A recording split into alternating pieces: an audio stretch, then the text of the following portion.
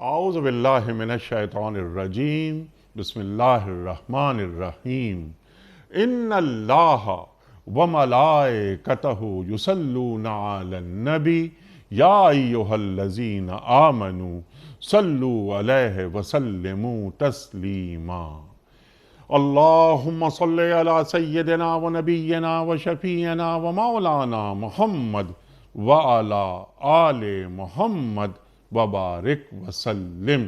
محترم خواتین و حضرات، السلام علیکم۔ پیام صبح کے ساتھ ایک بار پھر حاضر میں ہوں آپ کا میزبان انیق احمد۔ جمعہ اور ہفتہ 2 دن سوال و جواب کے لیے ہوتے ہیں۔ ان 2 دنوں میں ہم آپ کی جانب سے آئے ہوئے سوالات اپنے عہد کے ایک جید مفتی صاحب کی خدمت میں پیش کرتے ہیں اور ان سے حاصل کرتے ہیں اپنے لیے رہنمائی قرآن و سنت کی روشنی میں۔ کچھ سوالات ہم یہاں ویڈیو کوئسچنز تیار کرتے ہیں، پاکستان کے مختلف شہروں میں کھڑے ہو کر عوام الناس سے وہ سوالات ریکارڈ کر کے مفتی صاحب کی خدمت میں پیش کرتے ہیں۔ جمعہ اور ہفتہ 2 دن یہ کام ہوتا ہے۔ پیر، منگل، بدھ اور جمعرات، ان 4 دنوں میں ہم قرآن کریم کی مختلف آیات کو لاتے ہیں گفتگو میں اور انہیں جوڑتے ہیں حالات حاضرہ سے کہ قرآن کریم کی ان آیات کے مطالب، مفاہیم کیا ہیں۔ ہمارے ملک کے جید علماء تشریف لاتے ہیں اور ہمیں قرآن کریم کی ان آیات کے معنی، مطالب، تفاسیر، تشریحات ہمیں سمجھاتے ہیں اور بتاتے ہیں کہ یہ قرآن کریم کی آیات اور یہ کتاب کس طرح ذہن انسانی کی امامت کرتی ہے اور قیامت تک کرتی رہے گی۔ خواتین و حضرات، آج کے ہمارے معزز مہمان محترم مفتی ارشاد احمد اعجاز صاحب۔ مفتی ارشاد احمد اعجاز صاحب ہمارے ملک کا ایک جانا مانا نام، کسی تعارف کی کوئی ضرورت نہیں، فارغ التحصیل دارالعلوم کراچی۔ مفتی صاحب کو خوش آمدید کہتے ہوئے پروگرام کا آغاز اللہ تعالیٰ کے بابرکت نام سے سورہ قریش۔ اعوذ باللہ من الشیطان الرجیم بسم اللہ الرحمن الرحیم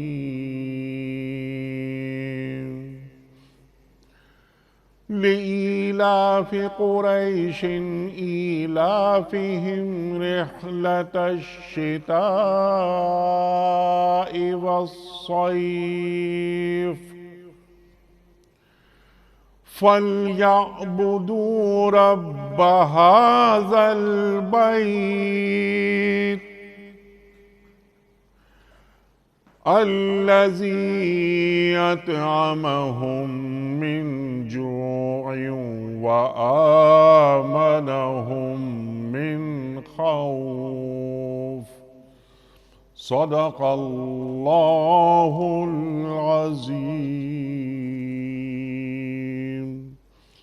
چونکہ قریش مانوس ہوئے، یعنی جاڑے اور گرمی کے سفروں سے مانوس، لہٰذا ان کو چاہیے کہ اس گھر کے رب کی عبادت کریں جس نے انہیں بھوک سے بچا کر کھانے کو دیا اور خوف سے بچا کر امن عطا کیا۔ صدق اللہ العظیم۔ محترم مفتی صاحب کی خدمت میں آج کے پروگرام کے حوالے سے پہلا سوال۔ مفتی صاحب، یہ سوال ہے اقتدار صاحب کا۔ سوال یہ ہے کہ مفتی صاحب، میرا سوال یہ ہے کہ ہم لوگ چھوٹے چھوٹے جھوٹ بولتے ہیں اور اسے برا بھی تصور نہیں کرتے اور سوچتے ہیں یہ تو بہت چھوٹا سا گناہ ہے۔ اسلام میں کیا اس کی کوئی سزا ہے اور کیا ایسا کرنا ٹھیک ہے؟ رہنمائی فرمائیے۔ بسم اللہ الرحمن الرحیم، نحمدہ و نصلی علی رسولہ الکریم، اما بعد۔ انیق صاحب، یہ ہمارے جو زندگی کے معمولات ہیں اس کے حوالے سے یہ بڑا اچھا سوال ہے۔ جی ہاں۔ اور اس کے سوال کے جواب میں 2-3 باتیں عرض کرتا ہوں جس سے معاملے کی نوعیت پر جو شرعی احکام ہیں وہ واضح ہوتے ہیں۔ ٹھیک۔ پہلی بات تو یہ ہے کہ جھوٹ بولنے کو دین نے من حیث المجموع پسند نہیں کیا ہے۔ ٹھیک۔ نبی کریم صلی اللہ علیہ وسلم نے منافق کی نشانی بتائی ہے اور اللہ کے نبی صلی اللہ علیہ وسلم نے جھوٹ بولنے کی خصلت کو، اس کے حوالے سے جو مختلف احکام ہیں اور جو مختلف احادیث ہیں اس کو سامنے رکھیں تو یہ بات واضح ہو کر آتی کہ جھوٹ بولنا شرعاً ناپسندیدہ ہے اور گناہ ہے۔ ٹھیک۔ تفصیل اس میں کیا ہے؟ تفصیل اس میں یہ ہے کہ جھوٹ پہلا وہ ہے جو کہ کسی کا حق مارنے کے لیے استعمال ہو، غلط بیانی کے لیے استعمال ہو، فساد کے لیے استعمال ہو۔ اگر ایسا جھوٹ ہے تو وہ بہت ہی خراب جھوٹ ہے۔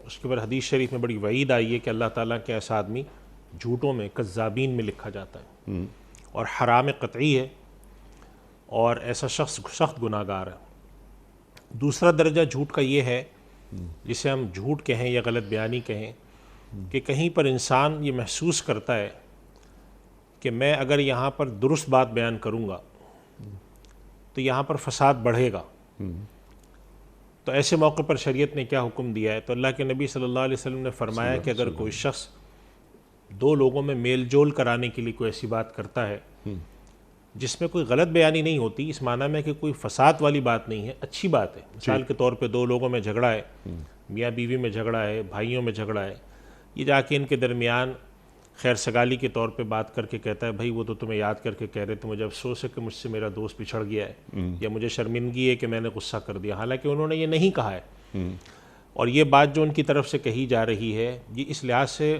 جھوٹ ہے کہ غلط بیانی ہے، انہوں نے تو یہ نہیں کہا، لیکن اس کا مقصود کیا ہے؟ اس کا مقصود یہ ہے کہ ان کے درمیان جھگڑا ہے تو ان کے درمیان صلح ہو جائے۔ اگر اس مقصد کے لیے کوئی آدمی اس طرح کا کام کرتا ہے تو نبی کریم صلی اللہ علیہ وسلم نے اس معنی میں اجازت دی ہے کہ بھئی یہ شخص اگر کرے گا تو اس سے فساد بڑھتا ہے۔ اسی کے پیش نظر علماء نے ایک مسئلہ اور بیان کیا ہے کہ اگر کوئی شخص ایسے مواقع پہ کہ جہاں پر بات کو کھول کے بیان کرنے کے نتیجے میں فساد کا اور کسی قسم کے جھگڑے کا یا کسی قسم کی بدمزگی کا اندیشہ ہو، اور وہاں پر ایک شخص جو ہے وہ اس انداز میں گفتگو کرے جس سے سامنے والا کچھ اور سمجھے اور کہنے والے کی مراد کچھ اور ہو، اس کے لیے ہم عربی میں ایک لفظ استعمال کرتے ہیں توریہ، اس کی بھی اجازت دی گئی ہے کہ اگر سامنے والے نے کوئی ایسا سوال پوچھا جس میں ان کو اندازہ ہے کہ اگر میں بیان کروں گا، مثال کے طور پہ کسی تقریب میں ایک صاحب شرکت کے لیے گئے تو میزبان نے پوچھا کہ آپ کے ساتھ میں نے فلاں آپ کے بھائی کو بھی بلایا تھا، وہ کیوں نہیں آئے؟ اب ان کے بھائی کی جو نیت ہے وہ آنے کی نہیں تھی، کسی بھی وجہ سے انہوں نے کہا بس آپ چلے جائیں میں نہیں جا رہا، لیکن یہ بات اگر وہ میزبان کو بیان کریں گے کہ بھئی اس نے آنے کو بالکل منع کر دیا، تو میزبان کے دل میں ایک بدمزگی ہوگی اور ایک ان کی دل میں تکلیف ہوگی کہ بھئی میں نے اتنے اخلاص سے بلایا۔ اب وہ وہاں پر کچھ اس طرح کی بات کرتے ہیں کہ جس سے سامنے والے کا تاثر کچھ اور ہوتا ہے، لیکن یہ غلط بیانی بھی نہیں ہوتی، تو اس کی بھی شرعاً اجازت دی گئی ہے۔ اس کے پیش نظر بات یہ ہے کہ لوگوں کے معاملات کے اندر صلح رکھنا، دوستی رکھنا، اور اس کے اندر خیر خواہی کے تحت اگر کوئی توریہ کے طور پر اس طرح کی بات کرتا ہے تو شرعاً یہاں تک بھی اجازت دی گئی۔ اس کے بعد ایک تیسرا مرحلہ آتا ہے جس کے بارے میں ان کا سوال ہے، ہم اس کو یہ کہہ سکتے ہیں غیر ضروری جھوٹ بولنا، جہاں پر کوئی ضرورت نہیں ہے، کوئی حاجت نہیں ہے۔ آپ سے پوچھا کہ آپ کیوں نہیں آئے، آپ کہہ سکتے تھے کہ میرا دل نہیں چاہ رہا تھا، آپ نے کہا میری طبیعت خراب تھی، اب یہ غیر ضروری بات ہے، جھوٹ ہے۔ تو غیر ضروری جو جھوٹ بولنا ہے جسے ہم کہتے ہیں کہ یہاں پر جو اللہ کے نبی صلی اللہ علیہ وسلم نے جس کی اجازت دی وہ صورت بھی نہیں ہے، اس سے بچنا چاہیے، کیونکہ جب انسان چھوٹے چھوٹے جھوٹ بولتا ہے اس کے نتیجے میں جا کے بڑا جھوٹ بولتا ہے۔ اور دوسری بات یہ ہے کہ اللہ کے نبی صلی اللہ علیہ وسلم حدیث میں صاف فرماتے ہیں الصدق ینجی، سچ بولنا انسان کو بچاتا ہے۔ تو ہمیں دو عادتیں اپنے اپنانی چاہیے، ایک تو یہ کہ سچ بولنے کی عادت ڈالیں، اور ایک اور عادت ہے انیق صاحب جو بہت ہی ضروری ہے کہ سچ سننے کی بھی عادت ڈالیں۔ ہمارے یہاں سچ سننا لوگوں کو پسند نہیں آتا، اگر ایک آدمی کسی سے سچ بولتا ہے تو سامنے والا زیادہ ناراض ہوتا ہے۔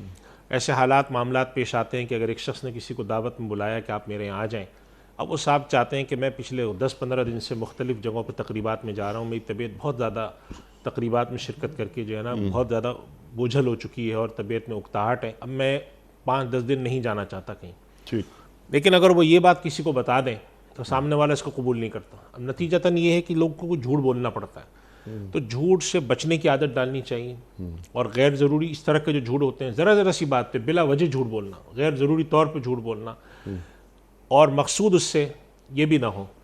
ایک اور بات ہے جو میں عرض کرنا چاہوں گا کہ بہت سارے لوگ جھوٹ بولتے ہیں، اور جب ان سے کہو کہ آپ جھوٹ کیوں بولتے ہیں تو وہ کہتے ہیں وہ جو اجازت آئی ہے نا حدیث میں کہ فساد کا خطرہ نہ ہو، تو فساد کا خطرہ تھا تو میں نے نہیں بولا، تو یہ بات بھی غلط ہے۔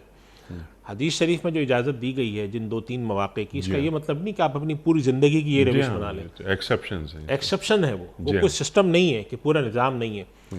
جھوٹ بولنے سے بچنا چاہیے. جھوٹ بولنے سے بچنے کا ایک حدیث شریف میں ایک واقعہ آتا ہے, اس سے نیک صاحب ایک سائیکالوجی معلوم ہوتی ہے. ایک صحابی نے آ کے عرض کیا تھا, نئے نئے مسلمان تھے, کہ یا رسول اللہ میں 2-3-4 خرابیاں ہیں مجھ میں, جھوٹ بھی بولتا ہوں, شراب بھی, چوری بھی, تو میں ایک چیز چھوڑ سکتا ہوں. جی تو آپ صلی اللہ علیہ وسلم نے جھوٹ کے بارے میں فرمایا تھا یہ مت بولنا. تو اس سے نفسیاتی اثر ان پہ یہ ہوا کہ جب انہوں نے سوچا کہ میں فلاں غلط کام کروں, تو وہ سوچنے لگے اگر مجھ سے کسی نے پوچھا یہ کام تم نے کیا ہے, یا اللہ کے نبی نے مجھ سے دریافت فرما لیا کہ یہ کام تم نے کیا ہے, تو جھوٹ نہ بولنے کا تو میں وعدہ کر چکا ہوں اللہ کے نبی کے ہاتھ پر, تو پھر میں کیا جواب دوں گا. اب اگر میں بولوں گا ہاں میں نے یہ کام کیا ہے, یہ چوری میں نے کی ہے, یہ شراب میں نے پی ہے, تو میرا پھر کیا معاشرے میں مقام ہوگا. نتیجہ نکلا کہ وہ جھوٹ بولنے سے بچنے کی خاطر انہوں نے اور 10 خرابیاں بھی چھوڑ دیں. تو جھوٹ اس لحاظ سے ایک بہت ہی عجیب و غریب خرابی ہے کہ انسان کو غلط کام پر آمادہ کرتی ہے. یعنی جس کے لیے ہم ایک لفظ سائیکولوجیکلی بولتے ہیں کہ جھوٹ بولنے سے انسان کو انر سیٹسفیکشن نہیں ہوتی, وہ مزید بولتا ہے. جس طرح شراب پینے والا جو ہوتا ہے, یہ نہیں ہوتا کہ وہ شراب پی کے اطمینان میں آ جائے, وہ پیتا رہتا ہے. جھوٹ بولنے والا ایک دفعہ جھوٹ بول کے اس پر بس نہیں کرتا کہ چلو جی ختم ہو. وہ اپنے آہستہ آہستہ ہر زندگی کے معاملے میں, کھانے میں, پینے میں, ادھر جانے ادھر, ہر چیز میں غلط بیانی کرتا ہے. عادت پڑ چکی ہوتی ہے سچ بات بیان کرنے, لہذا نتیجہ نکلتا ہے کہ لوگوں کا اس پر اعتبار ہی ختم ہو جاتا ہے. تو لوگوں کا اعتبار ختم ہو جانا یہ تو دنیاوی بات ہے, لیکن جو اخروی بات ہے, یہ اللہ کے نبی صلی اللہ علیہ وسلم نے جو چیزیں متعین فرمائی ہیں اس کے پیش نظر کوئی شخص بھی جھوٹ بولنے سے یہ نہیں ہو سکتا کہ وہ تھوڑی دنیا میں بچ جاتا ہے, بلکہ آخرت میں بھی اس کو اس کا گناہ ملے گا. تو میں اپنی عام زندگی میں ان سارے احکام کا خیال رکھتے ہوئے, ان کا لحاظ رکھتے ہوئے کرنا چاہیے. سچ بولنے کی عادت ڈالنی چاہیے, سچ سننے کی عادت ڈالنی چاہیے, ایک دوسرے کو تلقین کرنی چاہیے. بچوں کو تربیت میں یہ بات ان کی گھٹی میں ڈال دینی چاہیے. بچوں کو یہ بات اچھی طرح پتہ ہو کہ ہم اگر سچ بولیں گے تو ہم بچیں گے, اور اگر ہم جھوٹ بولیں گے تو پکڑے جائیں گے. یہ اس تربیت سے اگر ہم اپنی قوم کو تیار کرتے ہیں تو پھر یہ قوم دینی مزاج اور اللہ کے نبی صلی اللہ علیہ وسلم کی سکھائے ہوئے مزاج کے قریب تربیت یافتہ ہوگی. اور اگر ہم یہ نہیں کرتے تو پھر اس کا جو نتیجہ ہے وہ یہ نکلے گا کہ قوم میں جھوٹ پھیلے گا, جس طرح آج ہے کہ ہمارے یہاں تو یہ ہے کہ اگر کوئی کمپنی ہماری گارنٹی لکھ کر دیتی ہے تو لوگ اس کو بھی نہیں مانتے, کہتے ہیں پتہ نہیں سچ بول رہا ہے, جھوٹ بول رہا ہے, دھوکہ دے رہا ہے. تو یہ ایسا نہیں ہوتا کہ ایک دن میں ہو گیا, یہ رفتہ رفتہ ہوتا ہے. اور بعض قوموں کے بارے میں یہ ہوتا ہے کہ یہ لوگ جھوٹ نہیں بولتے عمومی حالات میں, یعنی ایسا نہیں اس قوم میں جھوٹ نہیں ہے, لیکن عموماً وہ جھوٹ نہیں بولتے, اکثریت ان کی جھوٹ نہیں بولتی. ہماری قوم کے بارے میں یا ہمارے یہاں کا جو طرز معاشرت اس کے بارے میں لوگ یہ تو رکھتے ہیں کہ اکثر جھوٹ بولتے ہیں. آپ کسی گاڑی کے میکینک کے پاس چلے جائیں, کوئی کام کرانے چلے جائیں, تو جو بات وہ کرے گا ہمارا پہلا رد عمل کیا ہوتا ہے نفسیاتی طور پہ, کہ پتہ نہیں سچ بول رہا ہے جھوٹ بول رہا ہے. مجھ سے ایک میکینک یا پنکچر والے کیا میں نے اعلیٰ حاضر قیاس اوپر سے نیچے تک دیکھ لیں, گاڑی خریدنے جائیں یا ایک ٹوتھ برش, سب میں آپ کو کچھ نہ کچھ ایک شک ہوگا پہلے کہ یہ آدمی صحیح قیمت بتا رہا ہے یا نہیں بتا رہا, وغیرہ وغیرہ. یعنی ایک اعتماد والا معاشرہ جو دین آہستہ چاہتا آہستہ ختم ہوتا جا رہا ہے. وہ ختم. ہمارے پاس انیق صاحب سوالات آتے ہیں, یعنی مفتی ہونے کی حیثیت سے ہمارے جتنے بھی مفتی حضرات یہاں تشریف لاتے ہیں سب کے پاس طلاق کا مسئلہ آ گیا. جی ہاں. اب ایک آئے دن ہمارے لیے ایک وبال جان یہ بنا ہوتا ہے کہ ایک فریق کہہ رہا ہے کہ انہوں نے طلاق دی ہے, دوسرا کہہ رہا ہے یہ جھوٹ ہیں. اب ہمارے پاس سوال آتا ہے کہ جی مثلا بیوی نے کہا انہوں نے طلاق دی ہے, شوہر کہتے ہیں میں نے نہیں دی. تو ہم لوگ پھر یہ بات کرتے ہیں کہ دیکھیں یہ بات جانچنا, یہ پرکھنا, اس بات کی انویسٹیگیشن کرنا کہ صحیح کون ہے غلط کون ہے, یہ ہمارے ڈومین میں نہیں آتا, یہ ہمارے دائرہ کار سے باہر کی چیز ہے, یہ تو عدالت کا کام ہوتا ہے. آپ ہمیں اس بات پر حلف اٹھا کے دے دیں, پھر آخر میں حلف اٹھانا پڑتا ہے. میں تو آپ کو ایک عجیب سی بات سناؤں کہ میرے ایک دوست ہیں, ان کے پاس فون آیا ایک دن, مجھ سے کہنے لگے مفتی صاحب میں آڈیٹر ہوں اور میں فلاں جگہ پہ آیا ہوا ہوں, تو یہاں پر ایک مسئلہ پھنس گیا ہے, اور 2 لوگ ہیں, دونوں اس مسئلے کے اندر فریق ہیں. تو بحیثیت آڈیٹر مجھے ان میں سے کسی کے بارے میں رپورٹ لکھنی ہے, تو میں نے ان سے کہا کہ تم قسم اٹھاؤ قرآن کی. تو یہ دونوں قسم اٹھانے پہ تیار ہیں. تو اب میں کیا کروں, کہیں مجھے تو کوئی نقصان نہیں پہنچ جائے گا. میں نے کہا کہ آپ اپنے فرض منصبی کے تحت تو ان سے حلف لینے کے پابند ہیں, البتہ ان کو بتا دیں آپ کہ دیکھیں یہ تو نہیں ہو سکتا کہ دونوں سچ ہوں, وہ ایک تو جھوٹا ہے, تو آپ اس چیز سے اجتناب کریں. اور اب میں نے کہا آپ ان کے ساتھ یہ بھی نرمی کر دیں, آپ ان سے بول دیں کہ اگر کسی نے واقعتاً غلطی کی ہے تو میں اس کی رپورٹ میں تھوڑی کچھ نرم لکھ دوں گا, سفارش کر دوں گا, لیکن خدا کے واسطے قرآن اٹھا کے جھوٹ نہیں بولو.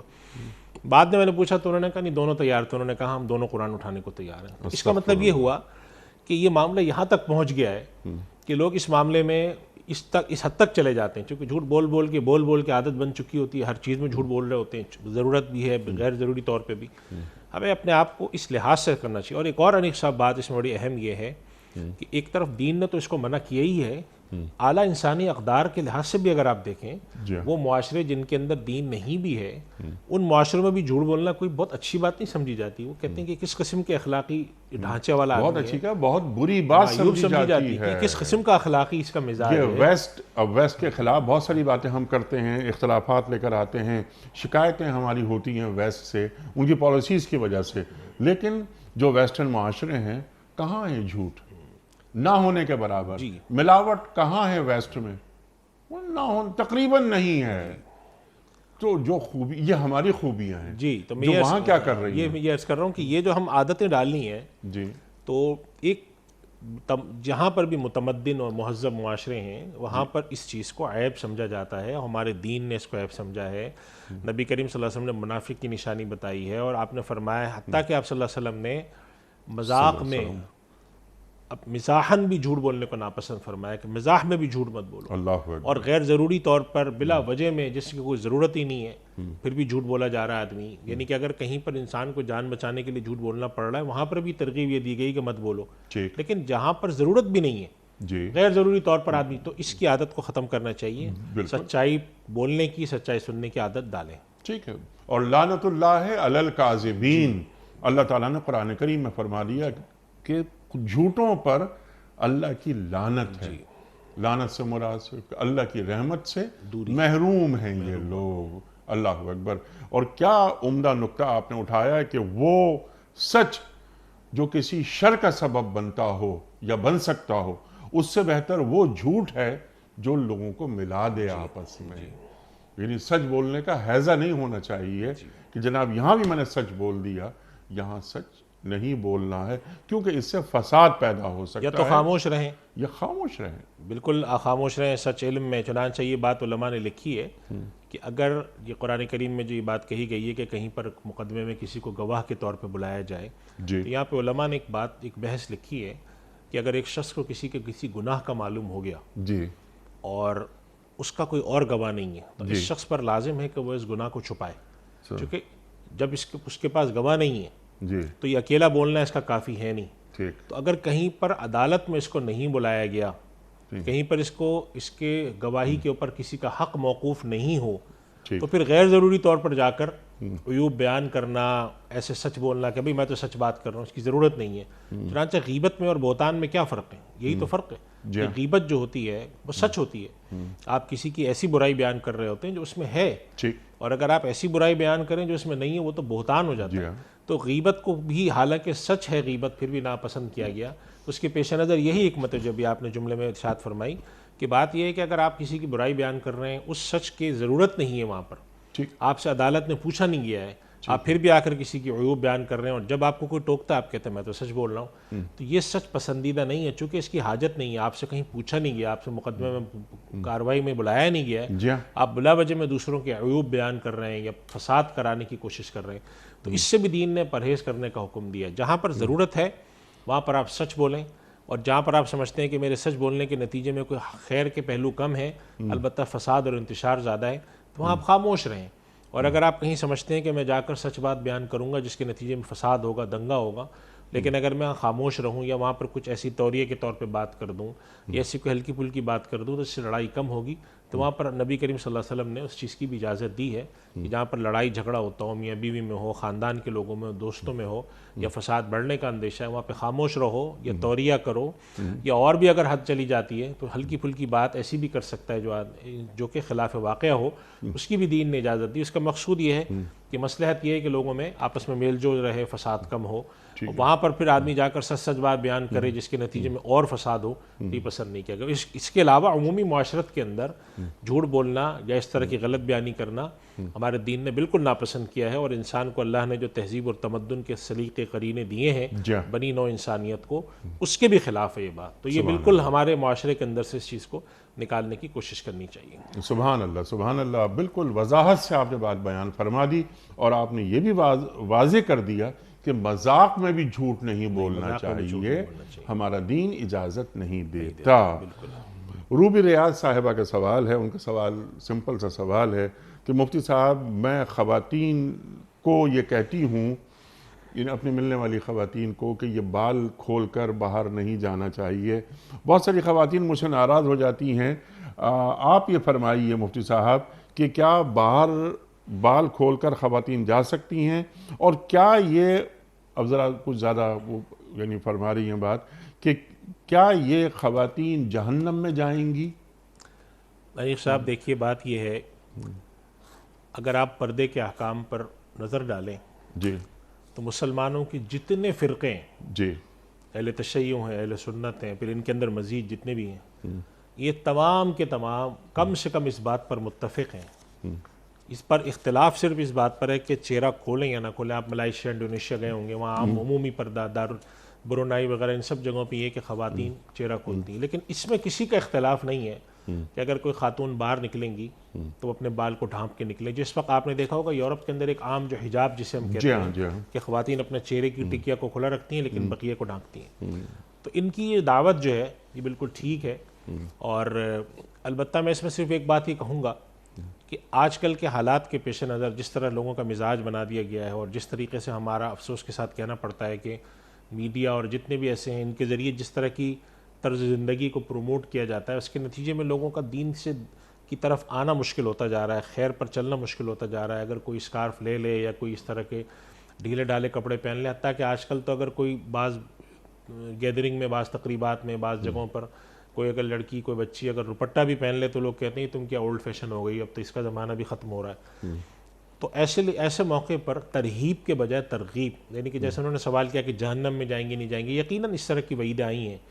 لیکن ہم اس میں دو باتیں کرتے ہیں. ہم یہ کہتے ہیں کہ دیکھیں، سب سے پہلی بات ہے کہ جب ہم مسلمان ہیں تو جو اللہ تعالیٰ نے قرآن کریم میں جو حکم دیا ہے کم سے کم اس کو فالو کر لیں. جب مجھ سے اگر کوئی سوال پوچھتا ہے کہ میں برقع پہنوں، چہرہ چھپاؤں نہیں چھپاؤں، میں کہتا ہوں کہ آپ کم سے کم جو معیار جس پر ساری امت مسلمہ متفق ہے، تمام فرقے متفق ہیں، وہ حجاب تو کریں آپ. اگر آپ وہ حجاب بھی نہیں کرتی اور اگر آپ یہ سمجھتے ہیں کہ وہ حجاب بھی غیر ضروری ہے تو اس کا پھر مطلب یہ ہے کہ آپ نے اللہ اور اس کے رسول صلی اللہ علیہ وسلم کے احکامات کو مکمل طور پہ نہیں اپنایا، جزوی طور پہ اپنا لیا ہے. آپ مسلمان ہیں، نماز پڑھتے ہیں، نماز پڑھتی ہیں اور دین کے بہت سارے احکام پر عمل ہے، مگر یہ بھی دین کا حکم ہے. اور یہ صرف اس دین کا حکم نہیں ہے، ہر دین کا یہی حکم ہے پردے کے حوالے سے.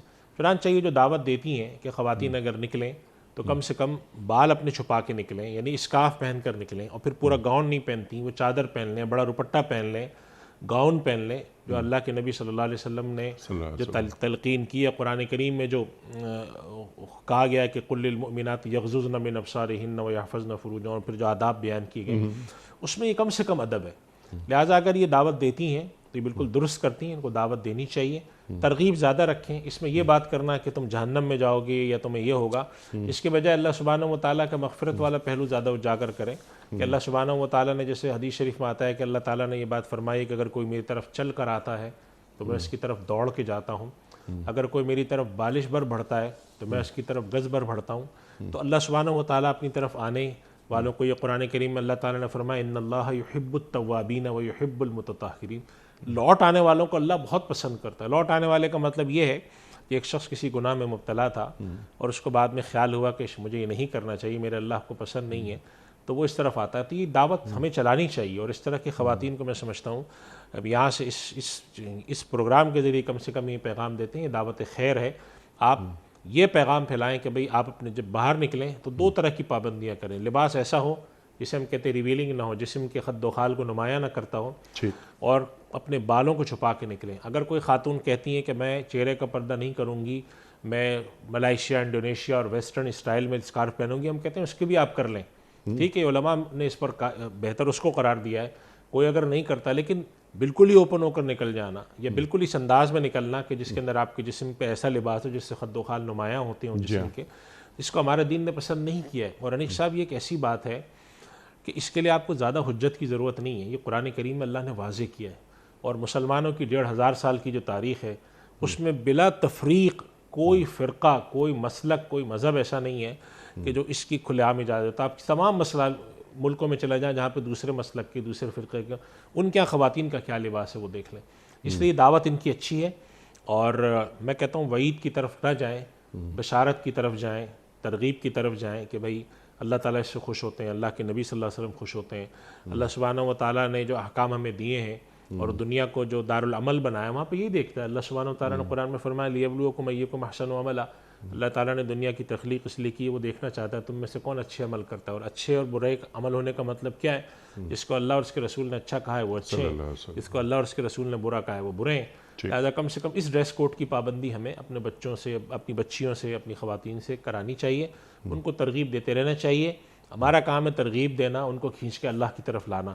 ہو سکتا ہے کہ آج وہ سن کے اس بات کو قبول نہ کریں, 5 سال بعد قبول کر لیں, آخر میں قبول کر لیں. تو ہمیں اپنی بات پھیلاتے رہنا چاہیے اچھے انداز میں, اچھے اس میں.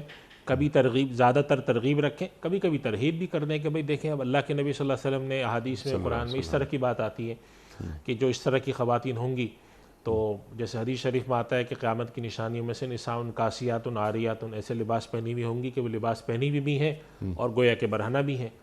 اور اس طرح کی خواتین ہوں گی, اور اللہ کے نبی صلی اللہ علیہ وسلم نے فرمایا کہ ایسی خواتین ایسی ہوں گی کہ ان کو جنت کی ایک اچھی مہک بھی نہیں پہنچے گی. حالانکہ جنت کی مہک جو ہے وہ فاصلے سے میلوں میل دور سے پہنچے گی. جیسے کہیں پر کوئی خوشبو والی چیز ہو یا کہیں پر اچھا کھانا پک رہا ہو تو اس کی مہک دور دور جاتی ہے. تو حدیث شریف میں آتا ہے کہ جنت کی جو مہک ہے اور جنت کے جو خوشبوؤں کی لپٹیں ہیں وہ میلوں میل کے فاصلے تک جائیں گی. لیکن کچھ لوگ ایسے ہوں گے کہ اللہ تعالیٰ ان کو اس فاصلے سے بھی دور رکھے گا, یعنی کہ جنت کی لپٹیں اور مہک تک ان کو نہیں پہنچے گی. تو ان میں سے کچھ ایسے لوگوں کو بھی ڈالا گیا جس کے اندر دھوکہ دینے والے, قتل کرنے والے, غارت کرنے والے, اس میں اس طرح کی خواتین کا بھی ذکر آتا ہے حدیث شریف میں کہ جو ایسے لباس پہنے کہ جو بظاہر لباس ہوں لیکن حقیقت میں لباس نہ. تو اس سے مراد یہی ہے کہ جسم کے جو خد و خال ہیں اس کو نمایاں کرنے والے, جس کو ہم ریویلنگ کلوتھز کہتے ہیں, اس طرح کے لباس پہنتی ہیں, جسم کو نمایاں کرتی ہیں. تو یہ ہمارے دین نے پسند نہیں کیا, یہ بڑی واضح بات ہے.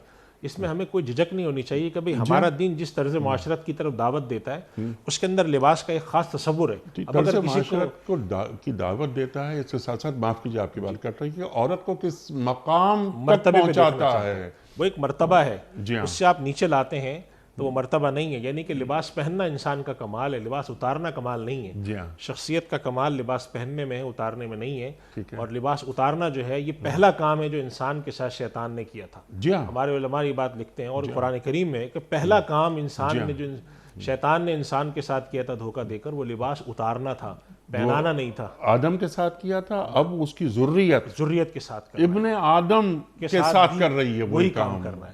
تو اس وجہ سے ہمیں اس چیز کو سمجھنا چاہیے اور اس کے اوپر ہمیں بہت ہی کھلے بات کرنی چاہیے اور اس بات پر اعتماد اور کانفیڈنس ہونا چاہیے کہ ہمارے دین, ہمارے نبی صلی اللہ علیہ وسلم کی سکھائی ہوئی تہذیب اور تمدن یہ ہے. جی, اور ہمیں اس پر کوئی جھجک اور کوئی نہیں ہے. جب سامنے والا غلط کام پہ اپنی جھجک محسوس نہیں کرتا, سامنے والا گناہ پر شرم محسوس نہیں کرتا, تو ہم نیکی پر کیوں شرم محسوس بلکہ اس پر تو پرائیڈ محسوس کرنا چاہیے, فخر اور کرنا صرف چاہیے. یہی چیز, یہی نہیں مفتی صاحب آپ کی بات جی جی جیسے آپ اکثر کہتے ہیں کہ بالا ہوتی ہے, وہ یہ کہ مسلمان ہونا میرے لیے باعث فخر ہے, باعث شرمندگی نہیں ہے. میرا انداز مدافعانہ نہیں ہونا چاہیے. اگر میں اہل ایمان ہوں اور ہوں تو میرے لیے یہ فخر کی بات ہے کہ میں مسلمان ہوں, میں اہل ایمان ہوں. اور یہ جو آپ بات فرما رہے ہیں عورت کے مقام کے حوالے سے جو یہ سوال آیا, یہ اللہ نے قرآن کریم میں فرمایا اور اللہ کے رسول صلی اللہ علیہ وآلہ وسلم نے اپنے بے شمار فرمودات کے ذریعے امتی عورت کو تعلیم کی. یہ بات بالکل یہ کی. اور آخری ایک اور بات بھی ہے کہ اللہ کے نبی صلی اللہ علیہ وسلم آج 1443 میں ہم بیٹھے ہیں, تقریباً 1500 سال ہونے کو ہیں. مسلمانوں کی آپ تہذیب کسی بھی خطے میں اٹھا کے دیکھ لیں, جی ہاں, دنیا کے 5-6 جو بڑے خطے ہیں, اس میں افریقہ آتا ہے, بر صغیر آتا ہے, عرب آتا ہے, فار ایسٹ آتا ہے, وہاں پر آپ کو ایک مسلمان عورت کے لباس جیسا ملے گا جی, تو یہ بلا وجہ نہیں ہے. اس کے پیچھے کوئی تمدن, کوئی تہذیب تھی. ہم اس تمدن اور تہذیب کے وارثین ہیں اور ہمیں آگے اپنی امت کو دینا ہے. اب ہم اپنے آپ کو شمار کر لیں کہ ہم کہاں ہیں. اگر ہم اپنی آنے والی نسلوں کو ایک ایسی تہذیب اور تمدن دے کے جاتے ہیں جو کہ دین کے خلاف ہو, تو ہمیں دیکھنا چاہیے. حضرت ابراہیم علیہ السلام نے اپنی, جب حضرت یعقوب علیہ السلام کے بارے میں قرآن فرماتا ہے کہ جب انہوں نے, ان کو موت آنے لگی, ان کا وقت وفات آیا, تو انہوں نے سب کو بلا کر پوچھا تھا کہ تم کیا ہو. پھر آخر میں فرمایا تھا وَلَا تَمُوتُنَّ إِلَّا وَأَنْتُمْ مُسْلِمُونَ. یاد رکھو دنیا سے جاتے وقت تم اللہ کے آگے سر تسلیم خم کیے ہوئے لوگوں میں شمار ہونا چاہیے, باغیوں میں شمار نہ ہو. تو ہمیں یہ دیکھنا چاہیے کہ آج اگر ہمارے یہاں تہذیبوں کی لڑائی ہے, تمدن کی لڑائی ہے, اور ایک تہذیب وہ ہے جو کہ خدا اور اس کے رسول کی دعوت کو اپنا اثاثہ قرار دیتی ہے, اور ایک تہذیب وہ ہے جو خدا بیزاری کو اپنا اثاثہ قرار دیتی ہے, تو دونوں کے درمیان ایک فرق ہوگا. اور اس فرق میں جو لوگ خدا اور اس کے رسول پہ ایمان رکھتے ہیں ان کو فخر ہونا چاہیے کہ ہماری تہذیب زیادہ مضبوط ہے، ہماری تہذیب زیادہ پرانی ہے، انبیاء کی تہذیب ہماری تہذیب ہے۔ جی یہ جو تہذیب ہے خدا بیزاری کی، یہ تو بالکل نئی تہذیب ہے، جی نہ انبیاء کی تہذیب ہے، نہ انسانی معاشروں کی تہذیب ہے، اور اس کے اندر جو پھر پیغامات دیے جاتے ہیں وہ صرف وہ پیغام ہے جس کے لیے قرآن کریم نے اس طرح استعمال کی ہے کہ یہ خواہشات نفس ان یتبعون الا الظن، یہ اٹکل پچو کی وہ کرتے ہیں، ٹامک ٹوئیاں مارنے والے لوگ ہیں، خواہشات نفس کی پیروی کرنے والے ہیں۔ اور اس کائنات کے اندر اللہ سبحانہ و تعالیٰ نے جو بھی امتحان رکھا ہے وہ خواہشات نفس اور خدا کے حکم پر چلنے کے درمیان ہی امتحان ہے۔ سبحان حضرت آدم علیہ السلام سے آج تک یہی امتحان چلا آ رہا ہے اور قیامت تک یہی امتحان چلے گا۔ اللہ تعالیٰ سے ہمیں دعا مانگنی چاہیے، اپنے عمل سے کرنا چاہیے کہ ہمارا شمار ان لوگوں میں ہو جو اللہ کے حزب میں ہیں، حزب اللہ میں ہیں، الا ان حزب اللہ هم المفلحون، ان لوگوں میں شمار نہ ہو جو حزب الشیطان میں ہیں۔ اور اگر کہیں پر کنفیوژن ہو، انیق صاحب یہ بات ہم اس پروگرام سے پہلے کئی مرتبہ ہم پیغام دے چکے ہیں، کہیں پر اگر آپ کو دین کے معاملے میں کنفیوژن ہو جی تو کسی کنفیوژن کو حل کرنے کا طریقہ ہوتا ہے اس راستے کا علم حاصل کرنا، اس کو چھوڑنا نہیں۔ کسی کو خدا تک سمجھ میں نہیں آتا جی یا خدا کے فہم میں اس کے اندر کوئی خرابی محسوس ہوتی ہے، تو جس طریقے سے اگر ہمیں دنیا کی کوئی چیز سمجھ نہیں آتی تو ہمیں کہا جاتا ہے آپ اس علم کو اور حاصل کریں تاکہ آپ سمجھیں۔ خدا اگر آپ کو خدا شناسی کے اندر کوئی دشواری ہے، دین کی شریعت شناسی میں کوئی دشواری ہے، تو آپ اس کو سیکھیں بڑھ کر، ٹھیک ہے، رد نہ کریں۔ رد نہ کریں۔ اگر ہم انیق صاحب دنیا میں اگر کوئی آدمی دنیا کی کسی ٹیکنالوجی کو رد کرے، آج اگر ایک آدمی کھڑا ہو کر ہم میں سے کوئی آدمی اتنا بول دے کہ میں بلاک چین کو نہیں مانتا، تو ہم اس کو بے وقوف کہتے ہیں کہ یہ دیکھو آج دنیا میں ایک نئی چیز آئی اس کو نہیں مانتا۔ لیکن وہی آدمی کھڑا ہو کر کہتا ہے میں خدا کو نہیں مانتا، ہم کہتے ہیں واہ واہ کیا بات تم نے کی، حالانکہ اس آدمی نے آپ جا کر کے آپ کا سابقہ ایسے لوگوں سے پڑھتا ہے، آپ اکثر اپنے تجربے ہم سے شیئر کرتے رہتے ہیں کہ کسی صاحب نے جب گفتگو شروع کی تو میں نے ان سے صرف اتنا پوچھ لیا کہ قرآن کریم کے آپ نے 2 سپارے بھی کبھی ترجمے کے ساتھ پڑھیں تو آپ کو کیا جواب ملتا ہے کہ وہ آدمی قرآن پہ گفتگو کر رہا ہے جی اعتماد کے ساتھ، اعتماد کے ساتھ، کہ جس نے قرآن کریم کا پورا ترجمہ تو چھوڑیں، شاید 2 سپاروں یا 2 سورتوں کا ترجمہ ڈھنگ سے نہیں پڑھا۔ تو اس وجہ سے ہمیں یہ دیکھنا چاہیے کہ اس راستے پر چلیں، علم کے راستے پر۔ یہ آپ نے ذکر کر دیا اور آپ نے یہ ہمارا بھی ذکر کر دیا۔ ایک بات میں اور بھی کہتا ہوں کچھ لوگوں سے کہ جناب والا آپ میر کے کلام پہ بات کر سکتے ہیں، غالب پر، مصطفی پر، یگانہ پر، آگے یہاں تک آ جائیں منیر نیازی کے کلام پر، کرنے میں بات نہیں کر سکتا۔ میں نے کہا پھر آپ اقبال کے کلام پہ بات نہیں کر سکتے، آپ انیس کے کلام پہ بات نہیں کر سکتے، آپ اللہ کے کلام پہ کیسے بات کر رہے ہیں؟ آپ نے قرآن کریم کی آیات کو پڑھا، اپنے اندر اتارا، ترجمہ تو معمولی چیز ہے نا، یعنی ترجمہ سے مراد یہ ہے کہ آپ ذرا اس طرف آئے ہیں، آپ نے کتنی تفاسیر پڑھی، کتنے علماء کی صحبتیں بھگتائیں اور اپنے اندر اپنی ہارڈ ڈسک میں ڈالا قرآن کریم کو کہ آپ اعتماد کے ساتھ بات کر رہے ہیں قرآن کریم پر۔ آپ اقبال پہ بات نہیں کر سکتے، آپ میر پہ بات نہیں کر سکتے، آپ مصطفی پہ بات نہیں کر سکتے، تو آپ کیسے قرآن پہ بات کر رہے ہیں؟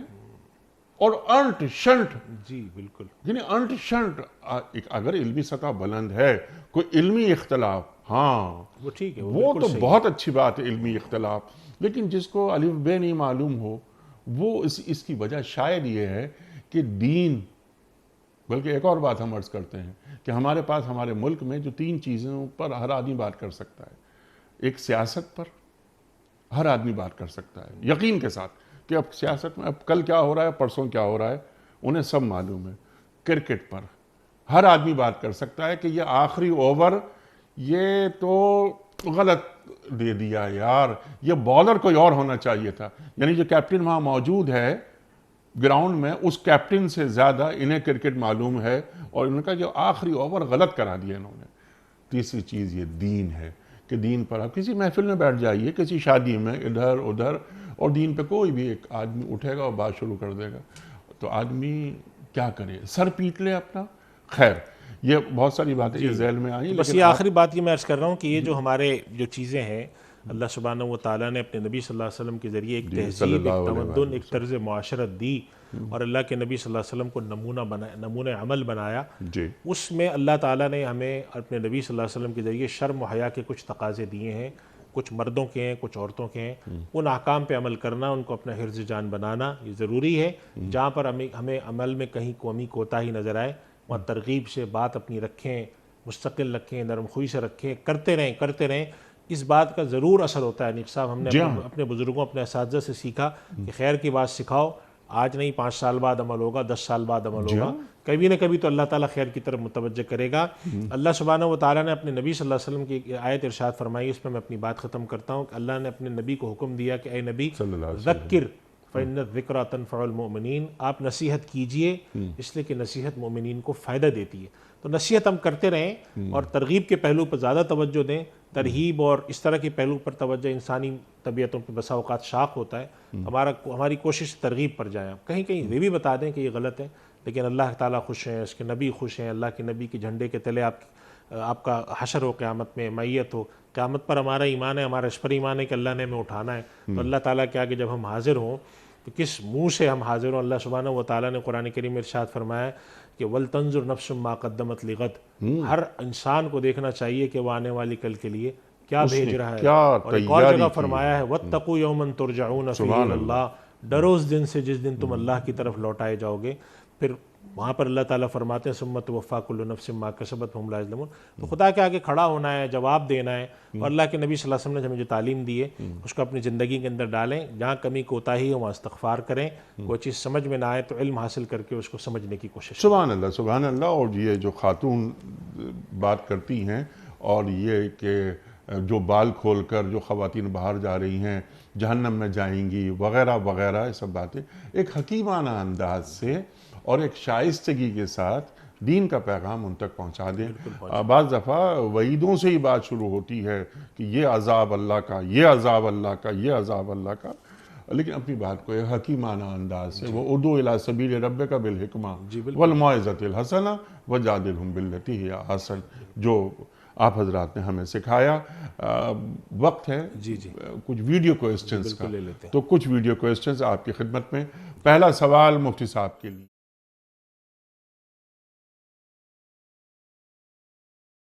مولانا صاحب، میرا آپ سے سوال ہے، بچوں کو مذہب کی طرف کیسے راغب کیا جائے؟ سبحان اللہ، سبحان اللہ۔ صاحب اچھا سوال ہے، اور ہمارے اس پروگرام سے ایک مستقل پیغام جاتا ہے۔ اللہ کا شکر ہے کہ پچھلے 10 سال میں پیغام متعدد دفعہ گیا ہے جی، کہ ہمیں اپنی اولاد کو 2 طریقے سے دین سے جوڑنا چاہیے۔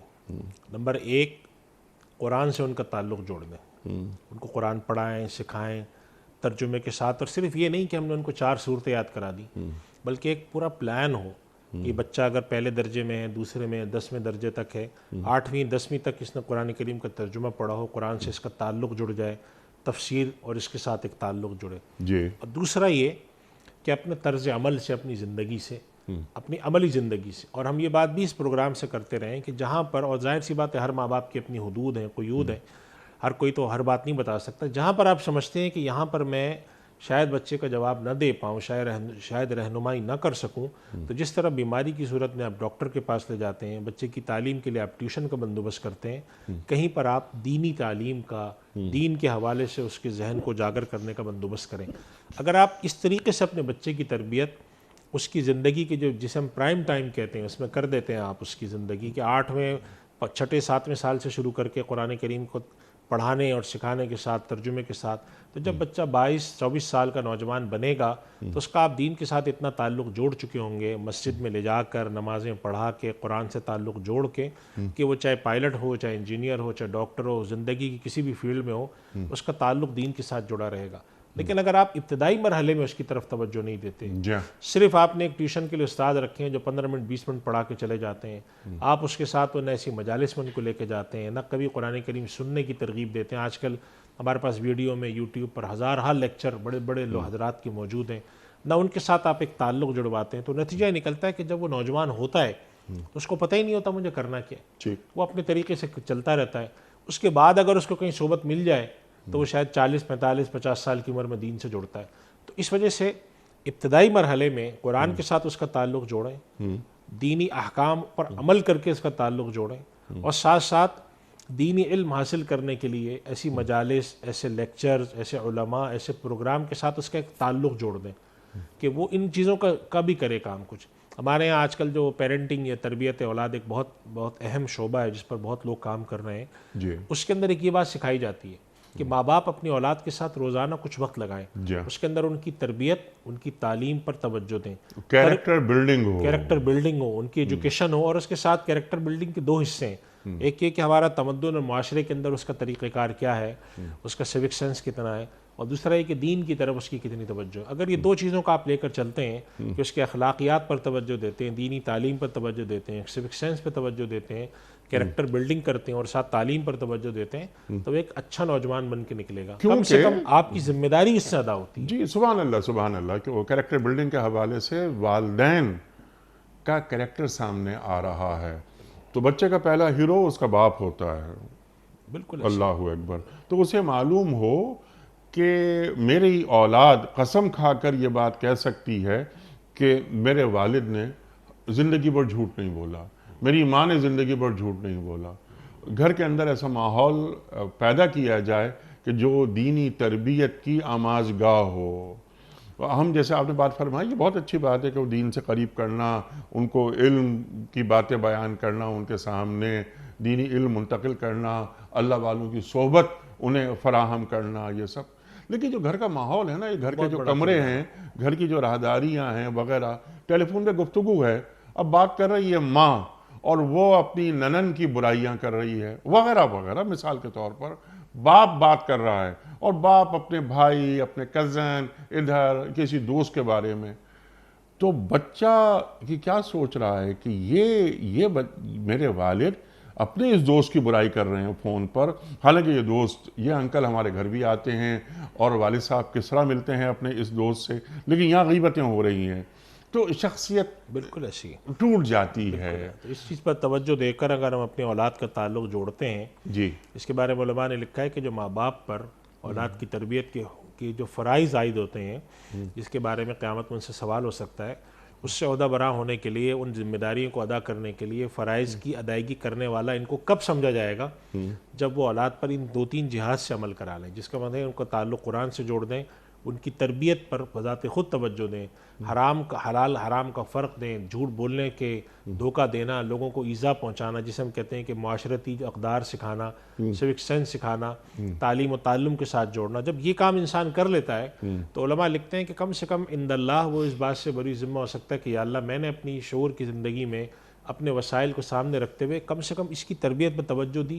اب اگر اس کے باوجود یہ بگڑ گیا ہے پروردگار، تو اس میں میرا اس میں کوئی دوش نہیں ہے۔ لیکن اگر ایک آدمی بگڑا، جیسے ایسے لوگ دیکھیں انیس صاحب، آپ نے بھی دیکھے ہوں گے کہ انتقال کے بعد وہ کہتے ہیں کہ ہمیں قرآن پڑھنا نہیں آتا اپنے ابا کی، مدرسے سے ادھر ادھر سے لوگ آ کے پڑھ رہے ہیں، ان کے رشتے دار آ کے پڑھ رہے ہیں، وہ باہر بیٹھے ہیں کہ کیوں نہیں پڑھتے آپ بھی کچھ قرآن کریم پڑھ لیں، کچھ دعا کر لیں، تو کہہ لیں گے ہمیں نہیں آتا، ہم نے کبھی سیکھا ہی نہیں۔ اب یہ ان کے نہ آنے کا سبب کون ہے؟ ماں باپ ہیں، اور کون ہے؟ ان کی ان سے پوچھا جائے گا۔ یا کوئی بچہ جو ہے، یہ کوئی آدمی ایسا خراب نکلتا ہے تربیت کے رخ پر، بدتمیز اور بد تہذیب نکلتا ہے، سب سے پہلے لوگ اس کے ماں باپ پر کہتے ہیں کہ کیا سیکھا ہے اس نے۔ اس وجہ سے ہمیں اس طرف توجہ دینی چاہیے، اور یہ بات بھی یاد رکھنی چاہیے کہ کوئی بھی ماں باپ ایک انسان ہونے کے ناطے پرفیکٹ نہیں ہو سکتے، تو ماں باپ کو اپنے آپ کو بھی جج کرنا چاہیے کہ اگر ان میں کوئی کمی کوتاہی ہے تو اس کا ختم کرنے کا طریقہ، اس کا مداوع کا یہ ہوتا ہے کہ پھر آپ ایسی جگہوں پر ان کو لے جاتے ہیں اولاد، جی بالکل، کہ بھئی مجھے نہیں آتا، آپ یہاں سے سیکھ لیں۔ جی ہاں بالکل، اولاد تک دین اسی وقت والدین منتقل کر سکتے ہیں کہ کسی نے دین ان تک منتقل کیا ہو۔ دین کی سمجھ والدین کو نہیں تو وہ اولاد کو کیا دین سمجھائیں گے اور کیا دینی اقدار بتائیں گے۔ اللہ اکبر، اللہ اکبر۔ آخری بات کہ جب ہم دنیا سے جائیں تو ہم اللہ کے رسول صلی اللہ علیہ وآلہ وسلم کی خدمت میں بس ہم یہ بات کہیں کہ ہم اولاد چھوڑ کے نہیں آئے، ہم آپ کے امت ہی چھوڑ کر آئے۔ بالکل ایسی ہے، بالکل یہی ہے۔ اور نبی کریم صلی اللہ علیہ وسلم کی ایک حدیث سے یہ بات معلوم ہوتی ہے کہ آپ صلی اللہ علیہ وسلم فرماتے ہیں کہ حوض کوثر پر جب میرے پاس کچھ لوگ آئیں گے اور آپ صلی اللہ علیہ وسلم ان کو حوض کوثر کا میں سے پانی دینے کی کوشش کریں گے، تو آپ کو منع کر دیا جائے گا کہ آپ یا رسول اللہ نہیں پتہ یہ لوگ کیا کیا حرکتیں کر کے آئیں۔ تو ہم اللہ نہ کرے کہ ان امتیوں میں شامل ہوں، ہماری تو دعا ہوتی ہے اور ہم تمنا کرتے ہیں کہ اللہ کے نبی صلی اللہ علیہ وسلم کی شفاعت بھی نصیب ہو، آپ کی معیت بھی نصیب ہو، آپ کے ہاتھ کی حوض کوثر کا پیالہ بھی نصیب ہو، لیکن اس کے لیے کچھ کوشش کرنی پڑتی ہے۔ انسان اللہ ما سعی، کوشش کریں گے تو حاصل ہوگا۔ اور ایک کام اور کرنا چاہیے جس پر توجہ عام لوگ یعنی عام طور پر نہیں دیتے، عام افراد، خصوصی لوگ ضرور دیتے ہیں توجہ، کہ کووڈ کی وجہ سے ذرا حالات ایسے خراب تھے، عمرے پر، حج پر لوگوں کا جانا کم ہوا، لیکن جب بھی موقع ملے نہ ہی صرف خود جائیں بلکہ اولاد کو بھی وہاں کھڑا کریں، اپنے ساتھ لے جائیں، دین منتقل ہوتا ہے۔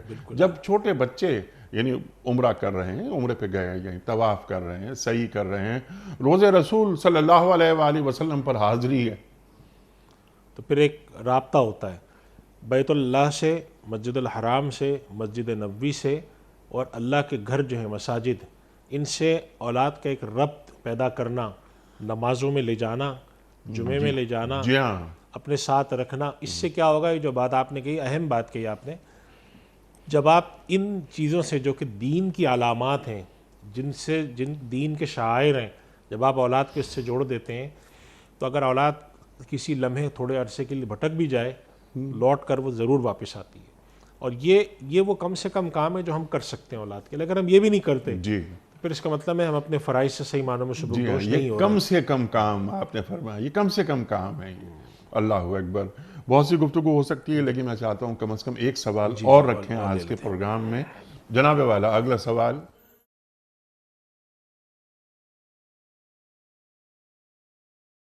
السلام علیکم مفتی صاحب، میرا سوال یہ ہے کہ اولاد کی شادی نہ کرنے پر والدین کی گرفت ہوگی کہ نہیں ہوگی؟ سوال تو ایسا ہے کہ اس پر بہت گفتگو ہو سکتی ہے، لیکن نبی کریم صلی اللہ علیہ وسلم نے ایک حدیث میں ارشاد فرمایا ہے کہ اگر تم تک کوئی ایسا شخص پیغام دیتا ہے، یعنی کہ لڑکی کی شادی کے لیے، ہمارے یہاں تو یہ بات کہی جاتی ہے نا کہ رشتہ ہمیشہ لڑکے والے ڈالتے ہیں، تو یہ تو ہمارے یہاں کی تہذیب ہے، ورنہ کوئی دین میں ایسا تصور نہیں، لڑکے والے بھی ڈال سکتے ہیں، لڑکی والے بھی۔ ٹھیک، آپ صلی اللہ علیہ وسلم کا ارشاد ہے کہ اگر کوئی شخص پیغام دے جس سے تم مجموعی طور پہ اس کی دین سے، اس سے راضی ہو اور تم سمجھتے ہو کہ مناسب رشتہ ہے، تو بس پھر تم رشتے کر ڈالو، ٹھیک، اور اگر ایسا نہیں کرو گے تو بہت فساد واقع ہوگا۔ تو اس سوال کا میں عرض کروں گا جواب کہ انیق صاحب، ہماری ترجیحات میں اولاد کو بروقت نکاح کے تعلق میں لانا ہونا چاہیے۔ ہمارے یہاں بعض دفعہ ان چیزوں میں غیر ضروری طور پر تاخیر ہوتی ہے، پڑ جائے وہ اولاد اور وہ سیٹ ہو جائے، یہ بات بھی صحیح ہے، اس سے انکار نہیں ہے کہ ظاہر ہے کہ جب تک کوئی آدمی برسر روزگار نہیں ہوگا، اپنی ذمہ داری اٹھانے کے قابل نہیں ہوگا، لیکن اس کے اندر غیر ضروری تاخیر کرنا، اس کے نتیجے میں نبی کریم صلی اللہ علیہ وسلم فرماتے ہیں اگر تم ایسا نہیں کرو گے تو پھر اس سے فساد اور فتنہ پیدا ہوگا۔ تو ماں باپ کی ذمہ داری ہے کہ اولاد کی شادی بر وقت کریں اور اس طرف متوجہ ہوں، ان میں بیٹیاں بھی شامل ہیں، بیٹے بھی شامل ہیں، اور سادہ طریقے سے شادی کو رواج دینا ہمیں چاہیے۔ ویسے بھی سادگی کا حکم ہے، لیکن آج کل آپ دیکھ رہے ہیں نصاب کے جو حالات ہیں، جتنی مہنگائی ہے اس کے اندر یہ چیزیں مشکل تر ہوتی جا رہی ہیں۔ تو کرونا کی وجہ سے لوگوں نے یہ چیز بھی سیکھی کہ سادہ طریقے سے بھی شادی ہو سکتی ہے، 20-25 لوگوں کے ذریعے بھی ہو سکتی ہے۔ تو ہم اس طرح کی ترغیب دیں، معاشرے کے اندر یہ کریں کہ اگر لوگ سادہ طریقے سے شادی کرنے کا رواج ڈالتے ہیں، کم سے کم جو ہے بوجھ والی شادی، حدیث شریف میں آتا ہے کہ جو برکت والا نکاح ہے وہ ہے جس کے اندر بوجھ کم ہو، غیر ضروری بوجھ ڈالنا یہ ہو، ساز و سامان ہو، اس قید و بندش سے کم کر کے ہم کریں۔ یہ ایک ایسا پیغام ہے جو ہم اپنے ماں باپ کے زمانے سے سنتے آ رہے ہیں کہ ہر زمانے میں ہمارے بزرگ کی تلقین کرتے رہے کہ اس معاملے کو سادگی سے کرو، آسان کرو، تو یہ کرنا چاہیے، ماں باپ کو اس طرف بھی متوجہ ہونا چاہیے۔ سبحان اللہ، سبحان اللہ۔ مفتی صاحب آپ کا بڑا ممنون، بڑا شکر گزار، آپ تشریف لائے اور حسب روایت آج بھی ہم نے آپ سے بہت سیکھا۔ خواتین حضرات، ہمارے علماء کو اللہ سلامت رکھے، تشریف لاتے ہیں آپ کے ہمارے پوچھے گئے سوالات کے شافی جوابات قرآن و سنت کی روشنی میں عطا فرماتے ہیں۔ جمعہ اور ہفتہ 2 دن سوال و جواب کے یہ سلسلہ ہمارا جاری ہے اور بہت سارے کنفیوژنز دور ہو جاتے ہیں۔ وقت ختم ہوا ہمارے آج کے پروگرام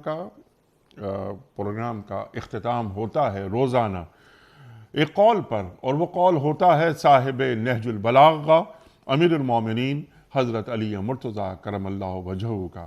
آپ فرماتے ہیں کہ اچھے کام اور تھوڑی سی بھلائی کو بھی حقیر مت سمجھو، اچھے کام اور تھوڑی سی بھلائی کو بھی حقیر مت سمجھو۔ سبحان اللہ، سبحان اللہ۔ اپنے میزبان انیق احمد کو کل تک کے لیے اجازت۔